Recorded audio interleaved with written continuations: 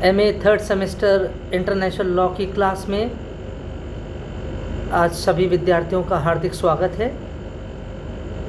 मैं आशा करता हूं कि आप लोग स्वस्थ होंगे, अच्छे होंगे और अभी जो हमने पिछले दिनों जो लेक्चर्स अपलोड किए थे यूट्यूब चैनल पर, आप उसको फॉलो कर रहे होंगे और संभवतः उससे कुछ आपको लाभ भी मिल रहा होगा।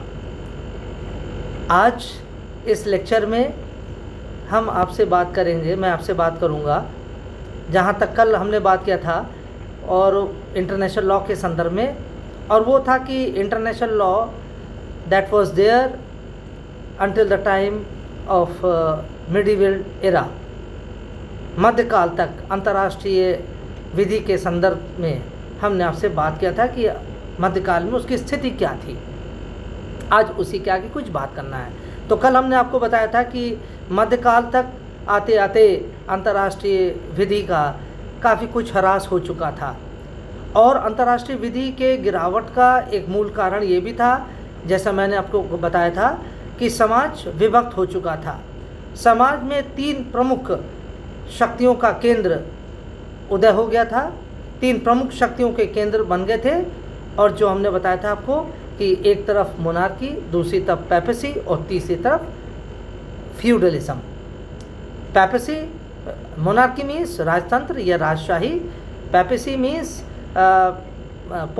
पोपशाही और तीसरा था सामंतशाही। ये तीनों जो शक्तियां थी आपस में समाज में बराबर टकराव की स्थिति में थी। They were fighting for political power, the power to rule और the power to dominate the other organs of the state।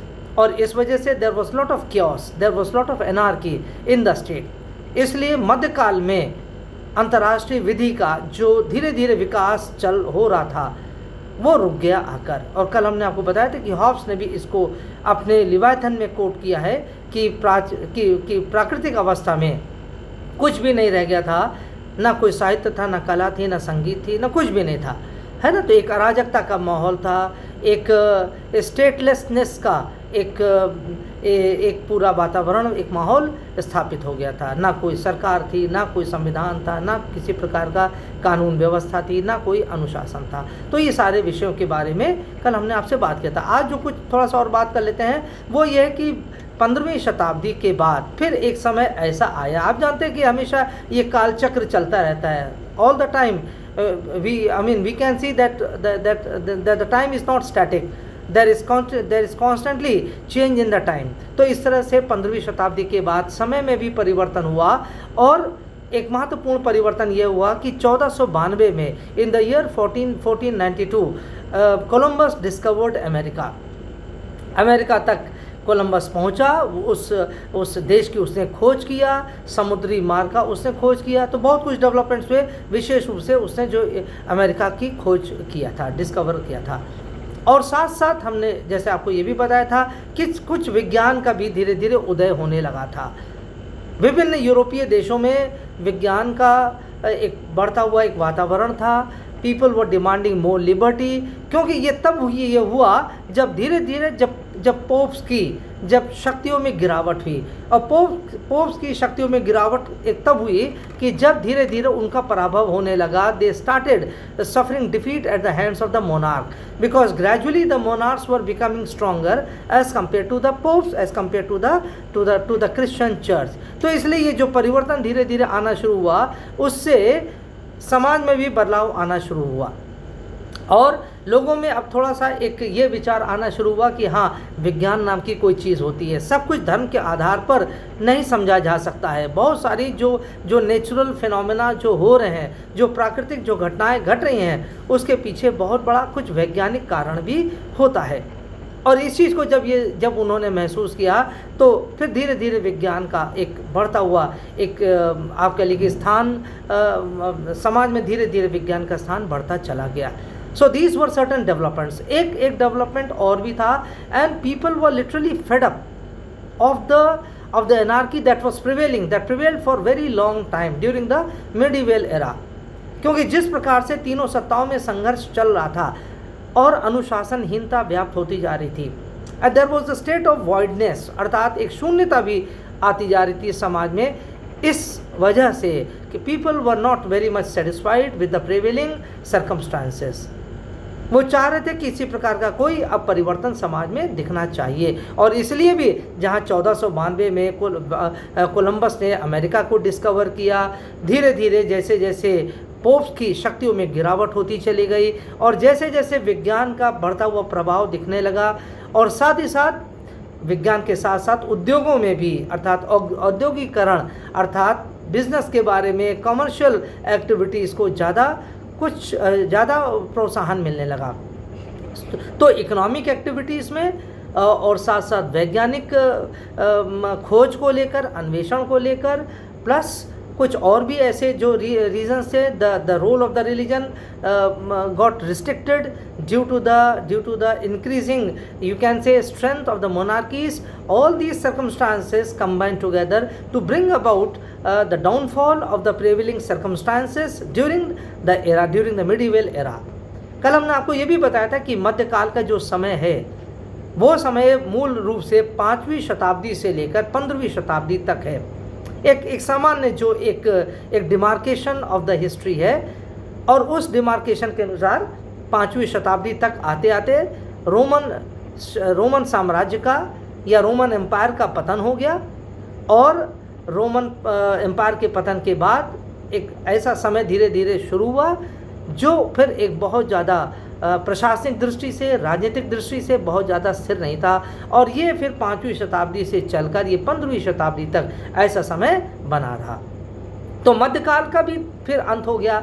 इतने लंबे समय मध्यकाल, लगभग 1000 वर्ष का ये मध्यकाल चला, लेकिन उसका भी फिर धीरे धीरे प्रभाव होने लगा, क्योंकि जैसा हमने बताया हमेशा एक सा समय नहीं रहता है। Time is never static, there is constantly change in the history, constantly change in the circumstances, constantly change in the, we can say, the changing scenario और द चेंजिंग टाइम। मध्यकाल के समाप्ति के बाद जब नया युग आरंभ होता है, और नए युगों का आरंभ हमने आपको ये भी बताया था कि 1648 का एक ऐसा वो वाटरशेड डेवलपमेंट है, वो एक ऐसा पीरियड है कि जब ट्रीटी ऑफ वेस्टफेलिया हुई थी 1648 में, जो रिलीजियस वॉर जो चला था 30 सालों तक, जो धर्म युद्ध चला था, ये धार्मिक युद्ध चला था यूरोप में, और उसके अंत में 30 साल के युद्ध के पश्चात राजाओं की सत्ता, यानी आपके लिए राष्ट्रों की सत्ता की स्थापना हो गई थी, और उस की जो स्थापना हुई थी उसके लिए 1648 में ये जो वेस्टफेलिया की ट्रीटी हुई थी। कुछ पॉलिटिकल लेवल पर भी या आपके लिए एकेडमिक लेवल पर भी कुछ बड़े डेवलपमेंट्स हुए थे, जहाँ पर हॉब्स का प्रादुर्भाव हुआ, है ना। Hobbes emerged on the political horizon in England. Similarly, after Hobbes there was Locke, John Locke. John Locke ने भी बहुत बड़ा योगदान दिया, and he was followed by Jean Jacques Rousseau। तो ये जो 16वीं, 17वीं और 18वीं शताब्दी तक 300 सालों तक ये इतने बड़े बड़े सामाजिक समझौतावादी जो दार्शनिक थे, विद्वान थे, they also contributed massively to the growth of the modern period, है ना। तो अर्थात बौद्धिक स्तर पर, राजनीतिक स्तर पर, राजनीतिक दर्शन के स्तर पर उन्होंने बहुत बड़े परिवर्तन को लाने का उनको श्रेय जाता है। अच्छा, अब देखिए, जब हम मध्यकाल के बाद अंतर्राष्ट्रीय विधि का क्या स्वरूप था, हम यहाँ पर एक मुख्य रूप से फिर एक ऐसे पड़ाव पर पहुँचते हैं when we come across Hugo Grotius, that is soon after the end of the medieval period। 15वीं शताब्दी में आकर लगभग ये मध्यकाल समाप्त हो जाता है, और 1583 में in the year 1583 Grotius was born in Holland. He was a Dutch, है ना। हॉलैंड के लोगों को डच कहा जाता है ना। आज हॉलैंड का नया नाम हो गया नेदरलैंड्स। तो ये जो ग्रोशियस का प्रादुर्भाव हुआ, उद्भव हुआ, इंग्लैंड जो हॉलैंड में उनका जन्म हुआ, उसके बाद से जैसे जैसे ग्रोशियस बड़े होते गए और जैसे जैसे उनकी विद्वता में निखार आता गया, वैसे वैसे स्थितियों में, अर्थात कानून की दुनिया में, in the era of the, you can से, in the annuls of the law, in the world of law, great changes started taking place. काफ़ी कुछ परिवर्तन देखने को मिला। Grotius was a great legal scholar. लेकिन इससे पहले हम कुछ ग्रोशियस के बारे में बात करें, I would just like two point out there were certain scholars of law who preceded Grotius. 15वीं शताब्दी के बाद, यानी almost at the fag and of the medieval period and almost at the beginning of the modern period, ये जो इंटरगम जो period था, अर्थात Grotius के पूर्ववर्ती जो विचारक थे, अर्थात विधि से संबंधित जो विचारक थे, उनमें हम जो महत्वपूर्ण नाम ले सकते हैं, एक तो विटोरिया था, विटोरिया, VITORIA, विटोरिया। कुछ नाम बड़े महत्वपूर्ण है, एक तो विटोरिया है, फिर सुआरेज है, Suarez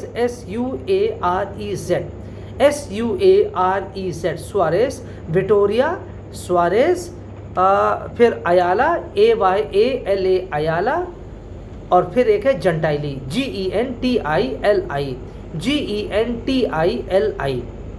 These were the scholars who preceded Grotius, और इन लोगों ने बहुत बड़ा योगदान दिया है विधि के क्षेत्र में।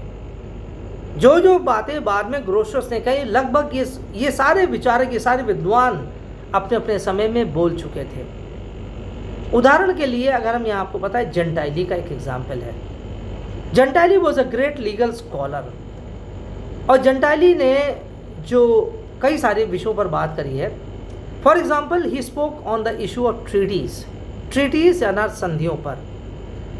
अब देखिए, जो जंटाइली ने कहा, लगभग उसी बात को ग्रोशियस ने भी एक्सेप्ट किया। जंटाइली ने ट्रीटीज के लिए क्या कहा? जंटाइली considered treaties as a very important base, as a very important foundation of international law or for the law of the Europe। जो यूरोप का एक कानून था, इंटरनेशनल लॉ उस समय नाम नहीं था, हमने आपको बार बार बताया है, इसलिए it will not be very appropriate to use the name of international law. लेकिन उनका कानून की दुनिया का एक बहुत बड़ा आधार है ट्रीटीज अर्थात संधियाँ। अब संधियों का भूमिका ये होती है कि that treaties should be respected by all states. Treaties क्या होती हैं? ट्रीटीज एक deliberately crafted, you can say it's a deliberately crafted policies between the state, अर्थात दो या दो से अधिक राज्यों के मध्य ट्रीटीज एक प्रकार की वो सिद्धांत होते हैं, वो नियम होते हैं। They are a kind of body of rules and regulations that are formulated between two और मोर स्टेट्स। दो या दो से अधिक राज्यों के मध्य जो कानूनों का, जो ये नियमों का को लेकर जो सहमति बनती, जो हस्ताक्षर किए जाते हैं दो से अधिक राज्यों के बीच में, उसको हम संधि कहते हैं। They are called as treaties. और ट्रीटीज के बारे में उससे कहा, treaties are very important, they are much more important than ordinary laws, अर्थात सामान्य कानूनों की अपेक्षा ट्रीटीज ज़्यादा महत्वपूर्ण होती है। Because treaties carry lot of obligations, क्योंकि ये दो या दो से अधिक राज्यों के मध्य होती हैं, जबकि जो सामान्य कानून होते हैं they are found within a country, एक देश के भीतर ही वो कानून होते हैं।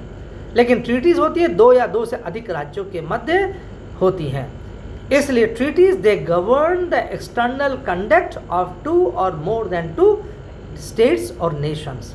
ट्रीटीज संधियों के माध्यम से दो या दो से अधिक राज्यों के मध्य संबंधों का नियमन किया जाता है, निर्धारण किया जाता है, क्रियान्वयन किया जाता है। And treaties are so important that once they are signed by the states, then they are suppose to obey the norms और obey the details of the state of the treaties। Treaty के अंदर जो प्रावधान उल्लिखित किए गए हैं उसको निभाना ये उनका दायित्व हो जाता, परम दायित्व हो जाता है। And in most of the treaties also there are punitive clauses as well. उन्होंने कहा कि इन संधियों का इतना महत्व होता है कि संधि के अंदर ही दंडकारी प्रावधान भी होते हैं। दंडकारी प्रावधान का मतलब है कि यदि कोई एक राज्य उस ट्रीटी से वॉकआउट कर जाता है, अगर कोई राज्य ट्रीटी को नहीं निभाता है, and it says that today I am walking out of the treaty, now this treaty is no more relevant to me, then this is generally not allowed by the provisions of the treaty. That is, a nation is not at liberty. Nation simply cannot renounce treaty. They cannot simply violate treaty at their own sweet will or at their own liberty. अपनी इच्छा पर, अपनी पहल पर कोई भी राज्य treaty को को अस्वीकार नहीं कर सकता। There is a specific procedure. इसी बात को जंटाइली ने किया और कहा कि बहुत इंपॉर्टेंट ट्रीटीज होती हैं कानूनों की दुनिया में, दो राज्यों, दो या दो से अधिक राज्यों के मध्य ट्रीटीज का बहुत बड़ा योगदान होता है। फिर जंटाइली ने कहा कि ट्रीटीज जो होती है इतनी महत्वपूर्ण होती है कि they are not only applicable between the और among the signatories to the treaty, अर्थात संधियों पर हस्ताक्षर करने वाले देशों पर ही केवल वो ट्रीटीज लागू नहीं होती हैं, बल्कि हस्ताक्षरकर्ता के उत्तराधिकारियों पर भी लागू होती है समान रूप से। Treaties are equally applicable to the successors of the signatories of the treaty. For example, I have signed a treaty with another nation. Now, when I am no more, it will not imply that the treaty will come to an end. Rather, whosoever succeeds me, suppose I am the king or I am the prime minister. So after I am no more, the person who will succeed me as a king or as a prime minister, he will be bound by the norms of the treaty. ऐसा ये नहीं होगा that when the king is no more, the treaty is also no more. Nothing of that sort. इसी बात को जंटाइली ने स्पष्ट किया. So treaties are matters of very, you can say, great sanctity. Treaties hold lot of sanctity behind them or with them. लेकिन यहाँ जंटाइली ने एक बात और भी स्पष्ट किया. लेकिन ये किया, if there is a change in the circumstances, अर्थात जिन परिस्थितियों में संधि करी गई थी, अब कुछ समय के बाद यदि उस परिस्थिति में बदलाव आ जाता है, गंभीर बदलाव आ जाता है, गंभीर परिवर्तन आ जाता है, तब ऐसे में उत्तराधिकारियों पर यह आवश्यक या बाध्यकारी नहीं रह जाएगा. Because treaties are formulated under specific circumstances. Treaties का जो निर्धारण किया या जो निर्माण किया जाता है वो निश्चित परिस्थितियों के अंतर्गत किया जाता है और उसका महत्व तब तक रहेगा जब उस प्रकार की परिस्थितियां बनी रहेंगी. But unfortunately if those circumstances are no more, if there is a major change in the prevailing atmosphere or the circumstances which is not in consonance with the provisions of the treaty, then under such circumstances treaties will not be binding on the nations or on the states. इस परिस्थिति में जंटाइली ने कहा कि ये इन परिस्थितियों के कारण फिर वो ट्रीटीज का निर्वहन करना ये बाध्यकारी नहीं रह जाएगा. तो देखिए जंटाइली ने बहुत ही क्लोजली वॉच किया. He very closely examined the nuances of the treaty or the importance of the treaty. He sorted out the nitties and gritties of the treaty, and thereafter he gave his views that became very important. तो इसलिए हमने अभी आपको एक example दिया कि जंटाइली ने इतना बड़ा उसका योगदान है. और ये जितने भी विचार केवल जंटाइली नहीं है, विक्टोरिया का भी बहुत बड़ा योगदान है. उसने भी लॉज ऑफ द सी के बारे में बात किया है, समुद्री कानून के बारे में उसने बात किया है विक्टोरिया ने. सुआरेज ने भी इसी से संबंधित बात किया. किसी ने पायरेट्स के बारे में बात किया, किसी ने समुद्री लुटेरों के बारे में बात किया, किसी ने लूट के माल के बारे में बात किया जिसे हम कहते हैं स्पॉइल्स, है ना, जिसके लिए बाद में हम लोग अंतर्राष्ट्रीय कानून में प्राइस कोड्स बनाए गए थे. जो लूट का माल होता है जिसे हम कहते हैं स्पॉइल्स, इसके बारे में विचार किया गया. Search and seizure of the enemy ships, अर्थात विरोधियों के जलपोतों को रोककर उसकी तलाशी लिया जाए और यदि उसमें शत्रु के अगर युद्ध से संबंधित अगर सामग्री मिलती है उसको जब्त कर लिया जाए. ये सारी चीज़ों के ऊपर बहुत विशद चीज़ों के सारे इन विशद विषयों से संबंधित there was lot of, you can say, examination और close examination by these scholars who preceded Grotius. इसलिए इन विचारकों को भी हमें, इन दार्शनिकों का भी हमें महत्व को समझना होगा. और जैसे जंटाइली के बारे में थोड़ा हमने विस्तार से बताया, इसीलिए कि बातों को स्पष्ट कर दिया जाना चाहिए कि ऐसा नहीं कि ग्रोशियस जब आता तभी से ही पूरा युगांतर हो जाता है. संभवामि युगे युगे, अर्थात जब कृष्ण जी आए तभी हम जानते हैं बहुत बड़ा परिवर्तन आया। लेकिन ग्रोशियस के संबंध में हम ये नहीं कहेंगे कि ग्रोशियस जब आता है तभी पूरी अंतर्राष्ट्रीय विधि में या यूरोप की समुद्री विधि में, यूरोप की युद्ध तथा शांति की विधि में तभी बहुत महत्वपूर्ण परिवर्तन आया, ऐसा नहीं कहा जाएगा, क्योंकि ग्रोशियस के आने से पूर्व भी आधारशिला पहले ही बन चुकी थी। A lot of things had already been spelled out very clearly in different civilizations। और हमने आपको पिछले अपने लेक्चर्स में बताया था कि भारतीय सभ्यता में क्या युद्ध की नीति थी, साथ ही साथ जो भारत के विभिन्न धर्म ग्रंथ थे उसमें क्या प्रावधान थे, रोमन सिविलाइजेशन में क्या था, उसके बारे में तो हमने पिछले ही लेक्चर में आपसे बात किया था। यहूदियों के द्वारा क्या क्या क्या कहा गया था, यूनान के दार्शनिकों के द्वारा क्या कहा गया है ना। तो ये सारे बहुत सारी जो पुरातन सभ्यता थी उसमें ऑलरेडी बहुत कुछ कहा गया था। और जब ग्रोशियस आता है उससे पहले ही ये सारे अन्य जो विचारक थे, विटोरिया, सुआरेज, अयाला, जंटाइली, इन लोगों ने भी बहुत कुछ बात कह दिया था। So when Grotius came, when he descended on the horizon, a lot had already been, you can say a lot of the air had already been cleared। बहुत सारी चीज़ों पर बहुत बातें हो चुकी थी, इसलिए ग्रोशियस की आलोचना करी जाती है। Many of the thinkers they have criticized Grotius। लेकिन ग्रोशियस को क्रिटिसाइज तो किया गया, लेकिन उसकी तारीफ भी बहुत करी गई है। जो प्रशंसा करी गई है उसमें नाम जान लेना चाहिए, उसमें ओपेनहाइम का बहुत बड़ा नाम है। Oppenheim, J.G. Starke, S-T-A-R-K-E, J.G. Starke, S-T-A-R-K-E, Starke, Lawrence, Fenwick, F-E-N-W-I-C-K, Fenwick, Kelsen, K-E-L-S-O-N, Kelsen, ये सब ऐसे विचारक हैं अंतर्राष्ट्रीय विधि के जिन्होंने ग्रोशियस की भूरी भूरी प्रशंसा की है। लेकिन अब कुछ ऐसे भी विचारक हैं who have criticized ग्रोशियस, जो क्रिटिक्स हैं। हालांकि जो क्रिटिक्स है, जो आलोचक है, संभवतः उनका उतना नाम नहीं है विद्वानों की दुनिया में, कानूनी विद्वानों की दुनिया में, but anyway they have criticised Grotius. Grotius की आलोचना करी है। किन आधारों पर आलोचना करी गई है? पहली बात तो ये कहा गया Grotius is very, you can से, जो कहा गया बहुत ही जिसे कहते हैं बहुत ही शब्दों का आडंबर है उनके व्याख्या में। There is lot of pomp and show in a description of law. अर्थात ग्रोशियस जब कानून के बारे में, विधि की व्याख्या करते हैं तो बड़े बड़े शब्दों का वो एक ताना बाना बुन देते हैं। He creates a wide network of rhetorical words and sentences। उनकी बातों में बहुत चमत्कार है, आलोचक कहते हैं, लेकिन तथ्य कम है।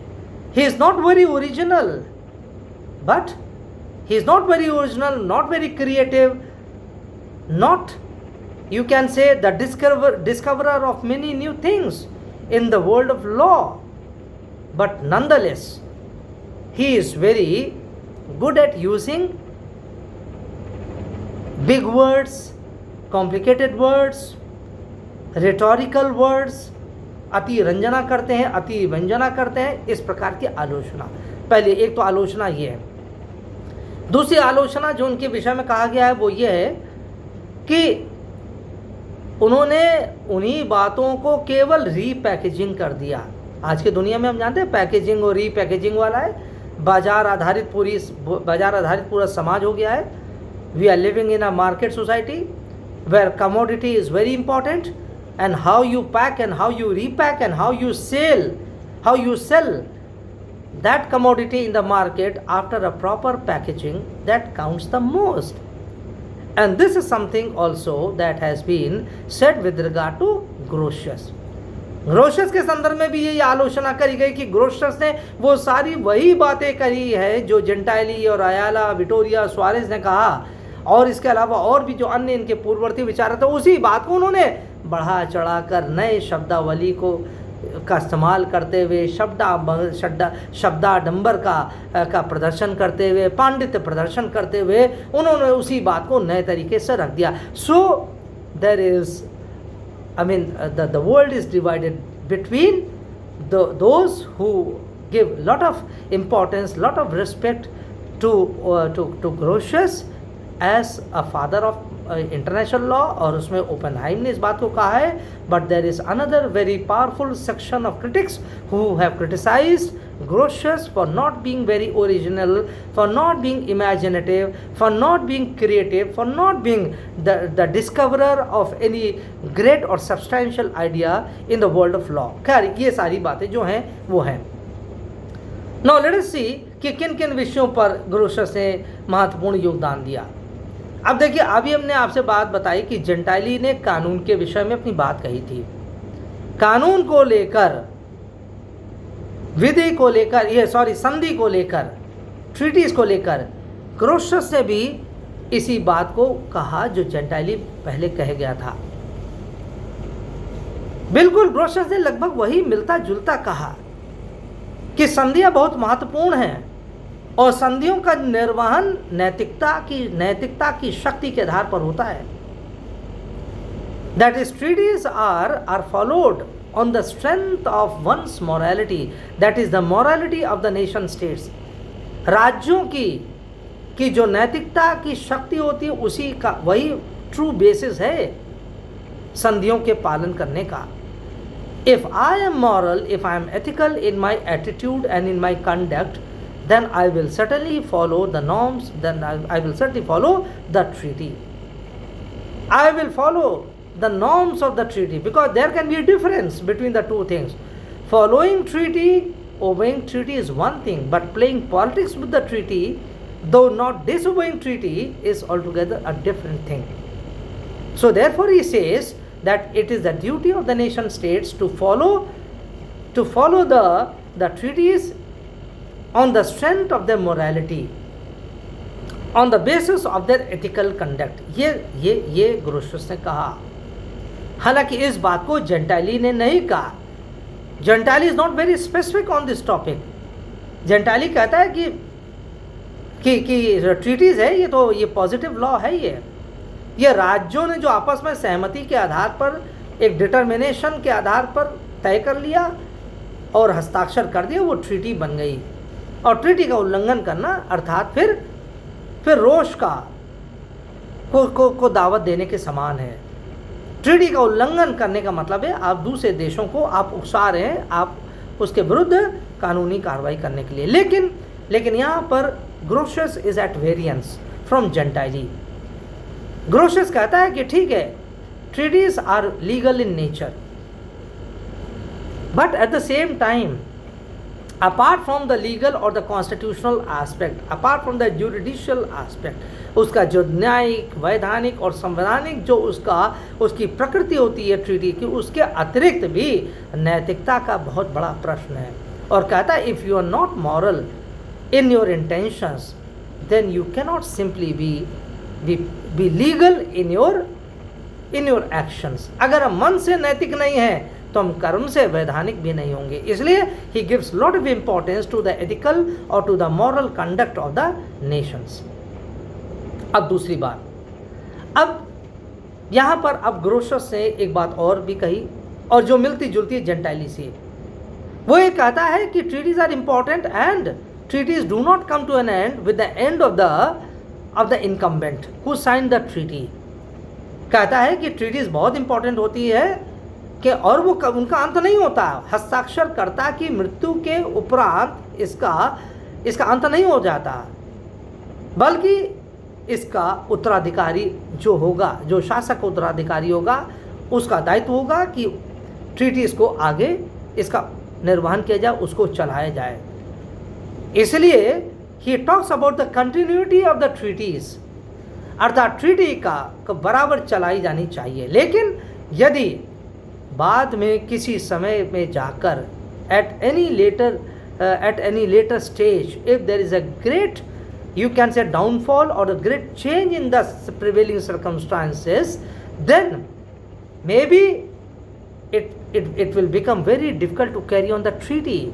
And therefore, under the, you can say, under pressing circumstances, अपरिहार्य परिस्थितियों में, under unavoidable circumstances, a nation can be at liberty to walk out of the treaty.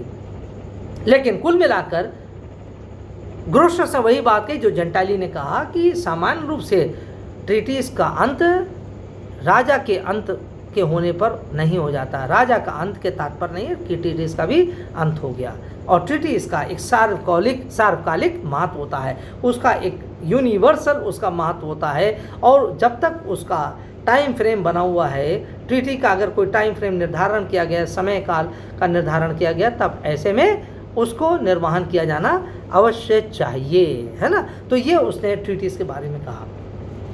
अब देखते हैं क्या और कहता है वो ट्रीटीज के अलावा के अतिरिक्त और क्या बोलता है। अब वो यहाँ पर थोड़ी सी बात बताता है नेचुरल लॉ के बारे में भी।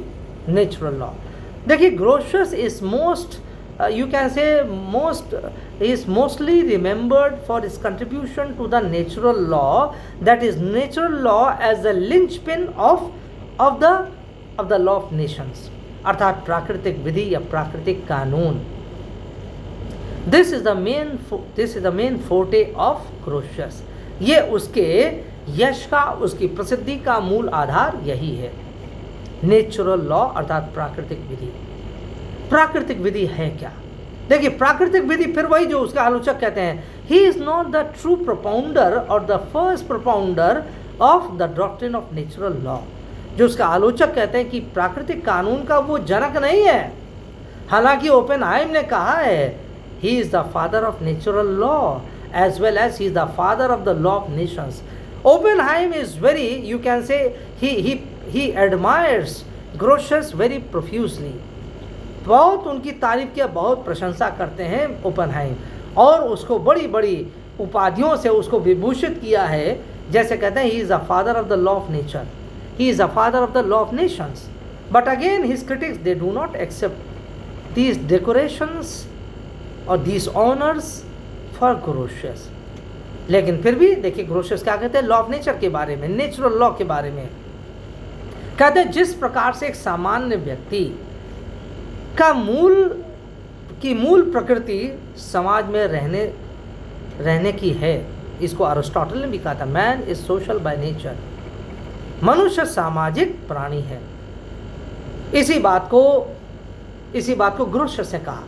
मनुष्य का मूल स्वभाव, मनुष्य की मूल प्रकृति समाज में रहने की है।